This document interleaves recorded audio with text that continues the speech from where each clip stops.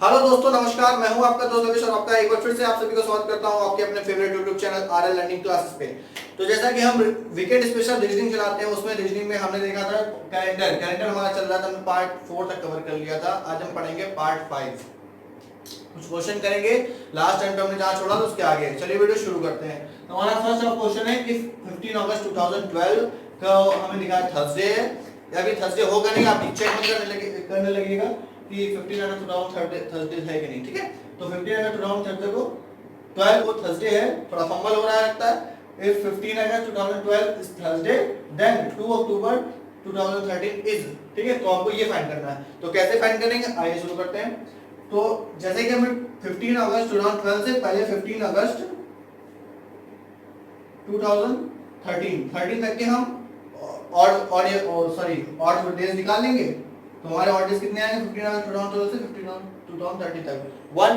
ठीक है, ये मैं आपको इससे पिछले टाइम पे पढ़ा चुका हूँ। 3 पार्ट मैंने 4 पार्ट पढ़ा दिए और पढ़ा चुका हूँ। अगर आपने मेरे वो वीडियो नहीं देखे तो आप जरूर पहले वो जाके वो वीडियो देखिए। ठीक है, तो 1 हो गया। उसके बाद अब पहले हम अगस्त खत्म कर लेते हैं। अगर आप 15 अगस्त से 15 सितंबर जाएंगे तो आपको प्रॉब्लम होगी। ठीक है, उससे बेटर है कि हम 15 अगस्त को पहले अगस्त खत्म कर लेते हैं, तो हमें प्रॉब्लम नहीं होगी। तो अगस्त में अब कितने दिन बचे हैं, 15 के अलावा 16 दिन बचे हैं। तो 16 को डिवाइड करते हैं 7 से, तो कितने बचेंगे, तो 16 डिवाइड करें तो 2 बचे। 2 और डेज हमको यहाँ से मिल जाएंगे। इसके बाद जाते हैं, वो आता है हमारा सितंबर मिलते हैं 30 डेज। अब ये आपको याद रखना पड़ेगा किस मंथ में 30 डेज होते हैं, किस मंथ में 31 डेज होते हैं। तो सितंबर में 30 डेज होते हैं। ठीक है, तो वहां से हमको मिलेंगे 2 और डेज। ठीक है, आगे बढ़ते हैं। तो आगे हमारा आता है 2 अक्टूबर। अब 2 अक्टूबर 2 दिन है, तो हमारे इसको भी हम 2 काउंट कर लेंगे। तो हमारा हो गया टोटल ये 7 या 0। ठीक है, मैंने बोला 7 मतलब 0 होता है। ठीक है, तो अब इसमें आप 0 ऐड कर दीजिए प्लस 0, यानी कि आपका वही आ जाएगा थर्सडे। ठीक है, तो आपका ये आंसर हो गया थर्सडे। तो आई होप आप सबको ये समझ में आया होगा। ठीक है, तो आगे बढ़ते हैं।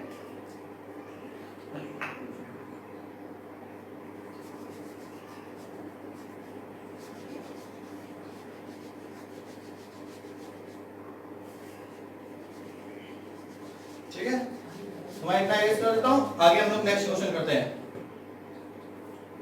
हमारा नेक्स्ट क्वेश्चन क्या है,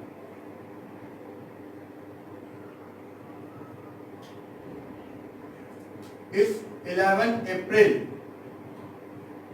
1911 इज ट्यूसडे।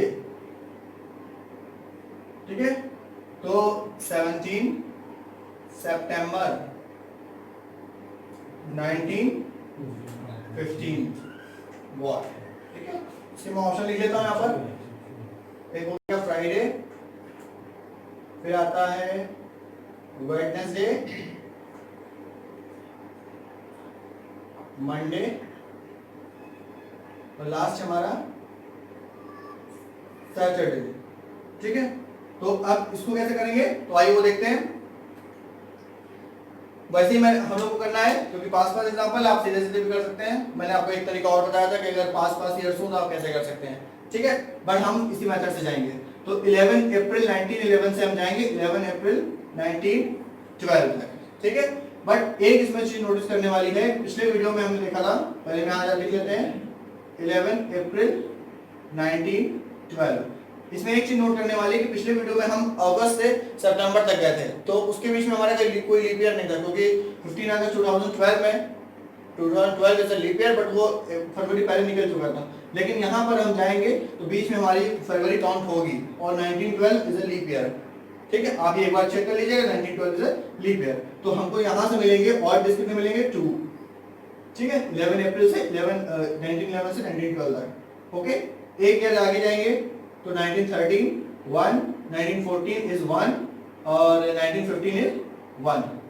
ये हाँ, ये यहाँ 4 12 नहीं है, 15 रहेगा। ठीक है, तो पहले हमने इतना निकाल लिया 2 3 4 5। ओके, उसके बाद ये हमारे हो गए ईयर वाले और डेज हो गए। उसके बाद आते हैं अब अप्रैल से हमको जाना सितंबर तक। तो 11 अप्रैल से पहले अप्रैल को खत्म करते हैं। अप्रैल में हमारे कितने दिन बच गए, 30 में -11 के 19 बचे हैं। तो 19 डिवाइड बाय 7 करेंगे तो हमारा हो जाएगा 5। ठीक है, अब आ जाते हैं मई में हमारे कितने दिन बनेंगे और डेज 3, उसके बाद जून में 2, जुलाई में 3 और अगस्त 3 और सितंबर में 17 है। 17 को हम डिवाइड करेंगे, या मैं इसको ऐसे लिख देता हूँ, ये मंथ वाले हो गए, मंथ वाले काउंट कर लीजिए। थोड़ा अगर आप तेज कर सकते हैं तो आप इसको सीधे सीधे हटा सकते हैं, 5 और 2 ऐसे हटा सकते हैं सीधे सीधे, क्योंकि 7 0 होता है, बट हम फिर भी आपको स्टार्टिंग से बताते हैं। 5 3 8 10 और ये हो गया 16, ठीक है। और अब इस 16 को भी डिवाइड करेंगे, क्योंकि हमने बोला था ऑड डेज हमेशा 7 से कम होते हैं, ठीक है। तो 16 को डिवाइड करेंगे तो इसमें हमको मिल जाएगा 2। आई होप आप सबको यहाँ तक समझ में आया होगा। उसके बाद अब आते हैं 17 डेज में कितने बचते हैं, तो 17 को डिवाइड करते हैं 7 से तो मिल जाएगा हमको 3। तो हमको ये तीन ऑड डेज मिल गए, 5 2 और 3, और इन तीनों को ऐड कर देंगे तो 5 और 2 7, 7 और 3 हो गया हमारा जाके 10, और 10 को अगर आप 7 से डिवाइड करेंगे तो लास्ट में आता है 3। तो ये हमारा फाइनल आंसर है। तो अगर ट्यूसडे में आप अगर +3 करेंगे तो आपको क्या मिलेगा, यहाँ से फ्राइडे। तो ये आपका आंसर हो गया, ठीक है। आई होप आप सबको ये समझ में आया होगा और पसंद आया होगा। तो पहले आपको ईयर वाइज जाना है, उसके बाद मंथ वाइज जाना है, और लास्ट में आपको डे वाइज निकालना है, ठीक है। एक क्वेश्चन और मैं आपको कराऊंगा इसमें, वो आप देखिए।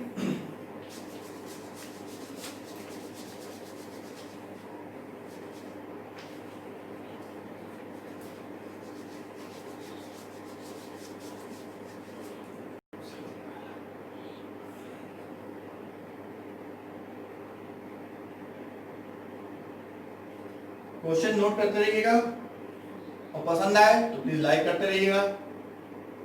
क्वेश्चन इज 10th में 1997, ठीक है, इज मंडे, ओके। उसके बाद आ जाइए 10 अक्टूबर 2001, 10 अक्टूबर 2001, ये हमें फाइंड करना है। आंसर देखते हैं, तो option, sorry answer option Monday, Wednesday, Friday और है संडे, ठीक है। तो ये हमारा आंसर हो गया, सॉरी ऑप्शन हो गया। काफी फंबल हो रहा है आंसर ऑप्शन में, बट कोई दिक्कत नहीं, सब चलता है, इंडिया है, सब चलता है, ठीक है। तो क्वेश्चन पे आते हैं। क्वेश्चन आप एक बार पॉज करिएगा, खुद से लगाने की कोशिश करिएगा, नहीं तो मैं तो बता ही रहा हूँ, बट फिर भी करते रहिएगा। तो फर्स्ट ऑफ ऑल आएंगे 1997 से, सॉरी यहाँ हम आएंगे कहाँ पर, हमें भले सेम ब्रिज बना लेंगे 10th में और 2001, ठीक है। पहले हमको अपनी गाड़ी यहाँ से यहाँ तक खींच के लानी है, ओके। तो पहले चलते हैं ईयर में।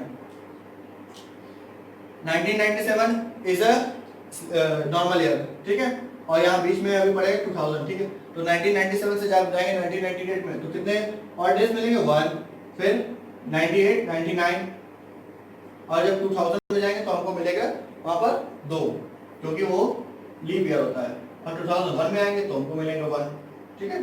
तो ये हमारे हो गए। मैं अलग अलग करके दिखाऊं या आपको एक साथ करा देता हूं, तो मैं अलग अलग करके आपको बता दूंगा, नहीं तो मैं डायरेक्ट कर दूंगा। तो ये हो गया, आपको ईयर वाइज मिले 5, यहाँ तक हम पहुंच गए, ठीक है। अब मई से आपको जाना है अक्टूबर में, तो मई से आप पहले मई को खत्म कर लीजिए, 10 डेज खत्म हो चुके हैं। अब बचे कितने हैं मई में, 21 डेज, उसको डिवाइड करिए तो 0, पहले तो कुछ नहीं मिलेगा आपको, 0 हो जाएगा। जून में मिलेंगे 2, जुलाई में मिलेंगे 3, अगस्त में 3, सितंबर में 2, और कितने मिलेंगे इसमें, हाँ सितंबर तो हो गया, चलो ठीक है, इतना रख लेते हैं।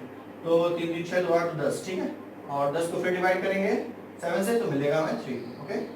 लास्ट आते हैं, और अब डेट बची है, अक्टूबर तक पहुंच गए, लेकिन अभी 10th डेट बची है। अब 10 को डिवाइड करते हैं 7 से, मिलेगा हमें 3। तो ये हमको मिल गया 3 3 6 और 5 11। 11 को आप 7 से डिवाइड करेंगे, यहाँ 11 को 7 से डिवाइड करिए तो आएगा 4, 4 आप इसमें ऐड कर दीजिए, +4 कर दीजिए, तो Monday Tuesday Thursday Friday, Friday आएगा, वेडनेसडे थर्सडे फ्राइडे, ओके। तो आपका आंसर आ गया फ्राइडे।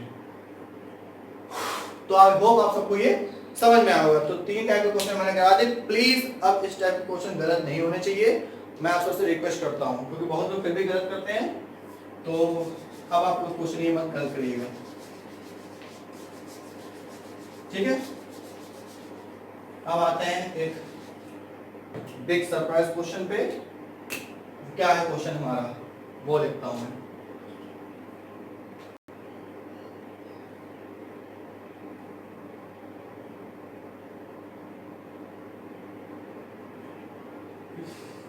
10th March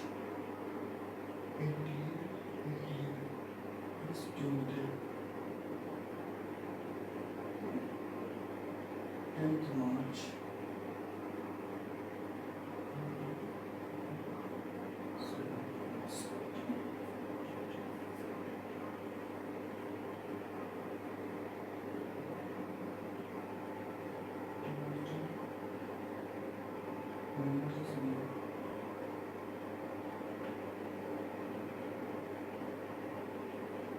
Sunday.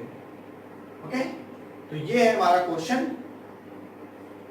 ध्यान से देखिए इस क्वेश्चन को, यही वो क्वेश्चन है जो ब्लेंडर क्रिएट करता है पेपर में। बहुत से लोगों का सपना इस क्वेश्चन ने तोड़ा हुआ है। अब आप बोलेंगे इस क्वेश्चन में है ऐसा क्या है? क्वेश्चन में है ये डिफरेंस।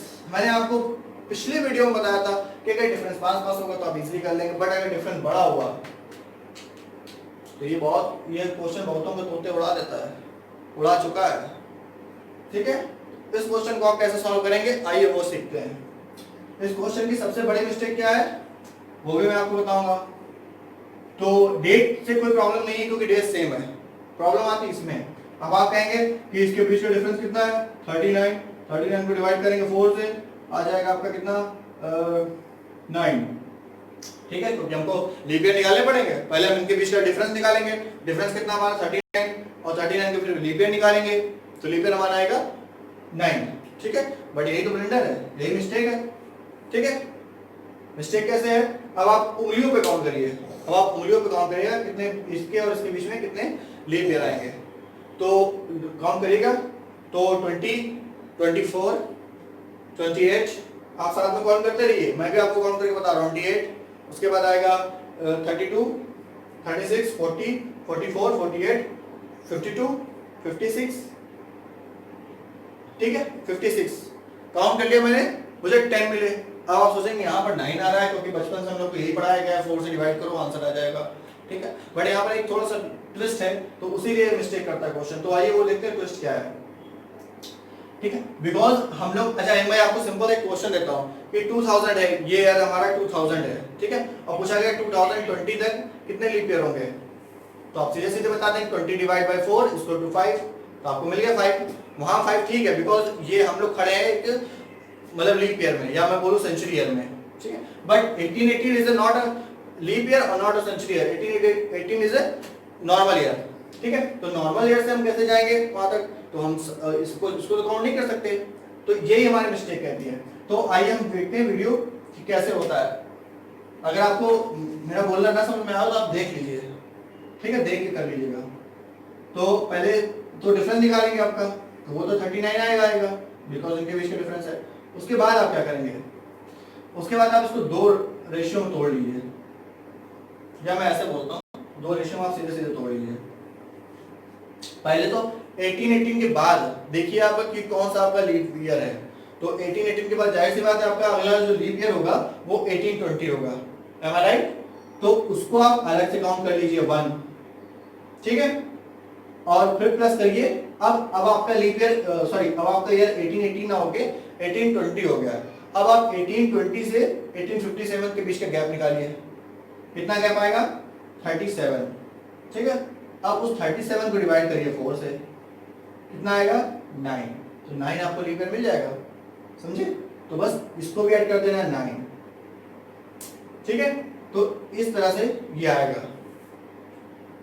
आई होप आप सबको समझ में आ गया होगा ये चीज।